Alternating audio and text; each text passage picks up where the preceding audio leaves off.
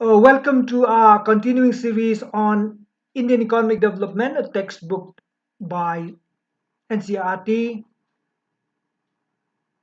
syllabus as prescribed by MBOS CBSE. Our discussion is on the chapter 3.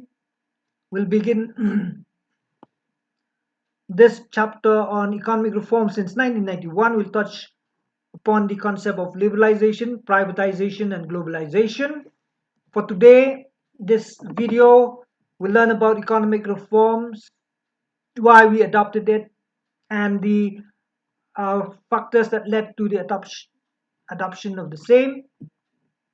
We have learned in earlier videos that India adopted economic planning and we started planning first 5-year plan in 1951.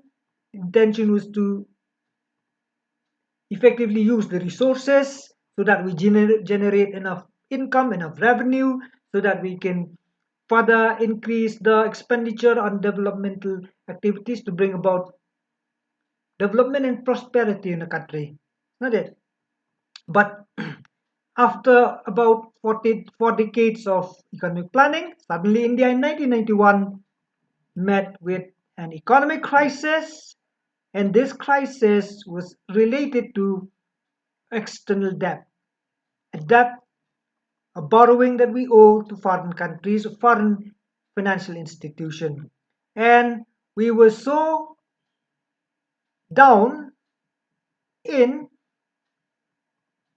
terms of finance that the government was not able to make repayments on these borrowings. That's the big problem that led to a crisis, failure to honor the promise, the pledge to repay the loan. How bad is it? Not it. So that's why suddenly in 1991 we woke up that we need to change, and that change is only through economic planning. Okay, so that's the main reason, economic crisis.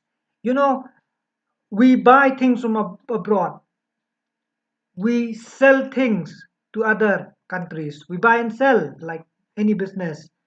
When we sell, we earn. When we buy, we have to pay. So when we sell, we earn. We have that foreign exchange reserve. The earning is in terms of foreign exchange reserve. But during 1991, that earning, which is the foreign exchange reserve or forex reserve, in short, to pay the bills of import, especially petrol, because a huge percentage of our imports is on petrol. This reserve was so low that it dropped to a level that were not sufficient even for a fortnight. This reserve is not enough to pay the bill for 2 weeks. So how bad was that problem? We don't have enough fund to finance the import. So that leaves India into a very difficult, precarious position. Okay, so not only that, another reason that adds to this problem of low forest for forex reserve, we also had a domestic problem where there was a rising prices on essential goods. You know, essential goods, goods that consumed by common people, goods that are consumed by majority. The prices of these goods increases. So that's the um, big problem. It's not it. People that time, even now, we are developing countries, poor countries, so to say. We don't have enough fund to pay the bills, and at the same time, domestic market, our own market, we find it difficult to buy goods because prices are so high. So all these cumulatively adds to the problem that we call the economic crisis. And India had to find a way out to turn around this uh, difficulties of economic crisis through an economic reform. Before we go into economic reform in next videos, we'll talk about why suddenly in 1991 there should be a reason. It's not it. It's not a one-time problem. There should be a trend, um, events or reasons that uh, could lead to this economic crisis in 1991. So today we'll look at the background on why this crisis suddenly explode like a bomb in 1991. Okay, so we talked about planning earlier. We talked about planning in 1951, but in 1950s, there was signs that this problem um, could be solved, but maybe due to the um, unwillingness or adamant policies of the government, they like neglect these signs and do as what they used to do, trying to avoid these signals. That's why we we we end up 1991. Okay, so we talk about planning, and we talk about planning. We need to spend on development programs. We need to invest. Those are expenditure spending, and in order to spend, we need to earn. That is what we call revenue. And what from where those revenue come from? It comes from A, taxation, B, public sector unit, profit. Profit you earn from governments, industries. Even though there are many other sources, but let's stick to these two. We need to collect revenue to earn from tax, and we need to earn profit from government industries. Okay, so that we can fund developmental programs coming from policies. Let's go first down to the blue paragraphs.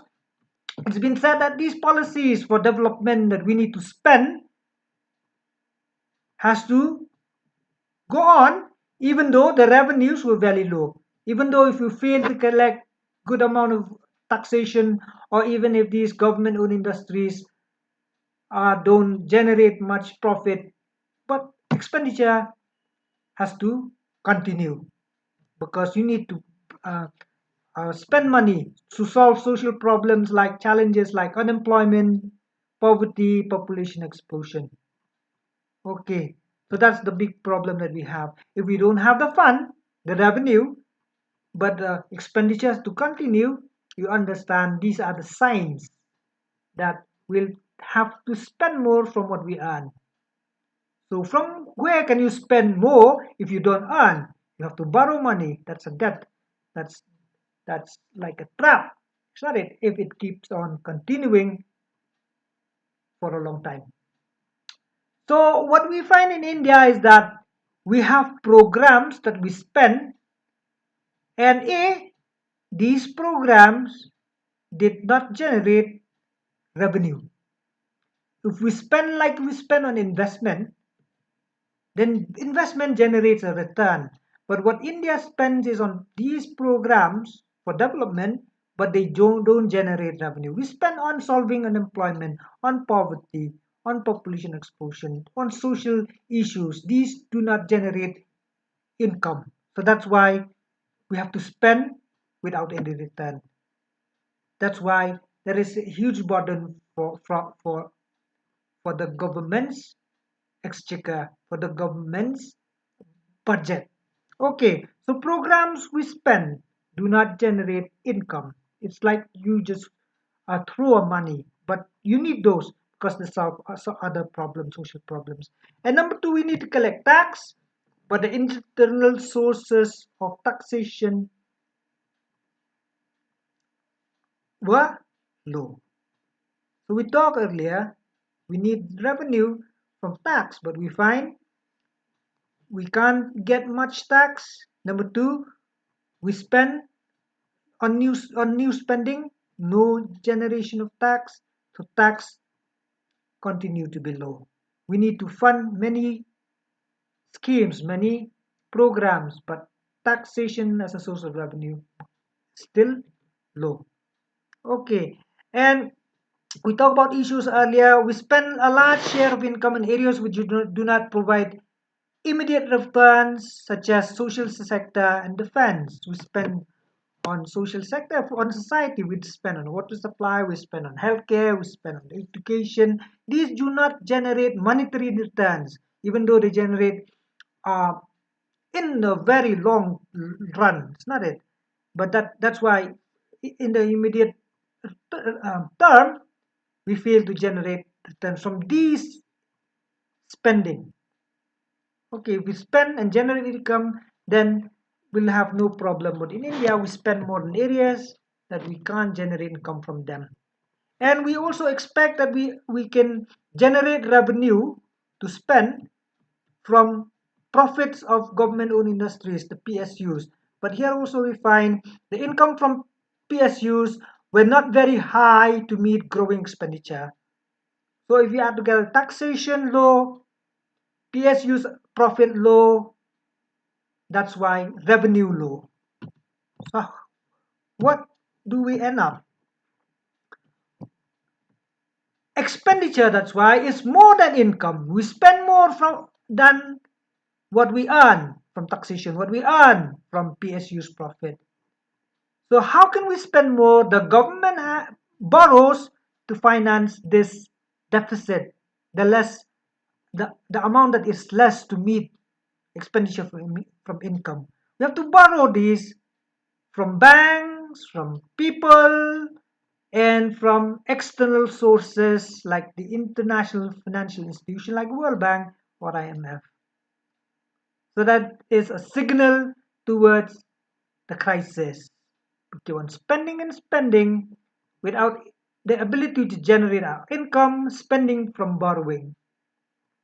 Borrowing, we owe, we have to pay back. And number two, we also sell things to other countries, exports. We also buy things, import. But we do find that the import bill is high, especially we need to depend petroleum from other countries. And the earning from the export is not enough to cover the bill of import, especially petroleum. That's why we need other sources to pay that bill. We end up demand more of dollar to pay the bill. That's why it's a silent signal towards the weakness of our own currency, the rupee. When we demand more of dollar, means we strengthen the dollar. We need to demand more of Indian rupee, but that is not the case in India at that point of time. That's why these two are the silent signal that leads to the crisis. Okay, number one is too much of expenditure over revenue, tax and PSU's profit low. And number two, import higher than export. That's why we end up having low forest reserve, hence crisis. So what do we say here is that in the late 80s, therefore, expenditure began to exceed expenditure. What we have said, add to it the problem of prices of many essential goods rose sharply, and India had no choice but to find something else because no other countries or international funder was willing to lend to India. We had to find a way out, like I've said again and again. So India, at the end, approached IBRD, International Bank for Reconstruction and Development, which is known as the World Bank, and secondly, the IMF, to find a way out to solve this problem. So we'll talk about the economic reforms based on these two financial institutions, international financial institutions, um, which fund India to come out of this crisis. But at the moment, what you understand is why were reforms needed? Why were we introduced in 1991? And we understand the background that led to this crisis. Okay.